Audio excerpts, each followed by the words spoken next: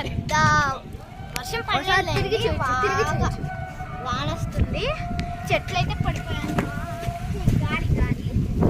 ఇక్కడైతే మా family members అంతా మా ఇంకా కొండుంది. ఫస్ట్ ఆఫ్ ఆల్ గైస్ మేమైతే హాయిగా ఈ గార్డెన్లో తిరుగుతున్నాం. డాబాపైకి వచ్చి చిన్న చిన్న తుమ్మర్లు పడుతూనే ఉన్నాయి. చాలా చల్లగా ఉంది. మధ్యాహ్నం అంతా ఎంత ఎండో అసలు ఆ ఎండకి మబ్బులు కమ్ముకునే వర్షం పడితే చాలా బాగుండు అని అనిపించింది. ఇక్కడ నేచర్ అయితే ఫుల్ ఇప్పుడు సూపర్ గా ఉంది. గైస్ చూడండి మా నేచర్. చూడండి మాకు ఒక కొండ వస్తుంది, అది పెద్ద కొండ గైస్. మా లామ్కి ఫస్ట్ కొండ నువ్వు కావాలి, అది పెద్ద కొండ లామ్కి.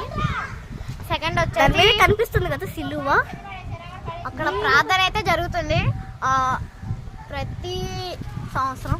గైస్ కొండలు ఈ పైన మీకు కనపడదు, రాయి చూస్తున్నారు కదా, రాయి ఎలా ఉందో అదుకోండి కదా. అక్కడ చిన్న హోల్ కనపడుతుంది కానీ అది మీకు కనపడదు. అందులో అయితే చాలా బాగుంటుంది. అక్కడికి వెళ్తే అయితే ఈ కొండలో ఉన్న రాళ్ళు ఒకసారి కిందకి దిగిన, అక్కడికి వెళ్ళిన తర్వాత మీకు అయితే వీడియో పెద్ద పెద్ద రాళ్ళని బాల్ పడిపోయింది. ఇక్కడ వరకు ఆగినాయి. అప్పుడు చాలా మందికి ప్రమాదం తగ్గింది, లేదంటే అవును గాయస్. అప్పుడు మళ్ళీ అప్పుడైతే బాగా వరదల్లా గాయస్, అప్పుడైతే బయటికి రాలేనంత పరిస్థితి.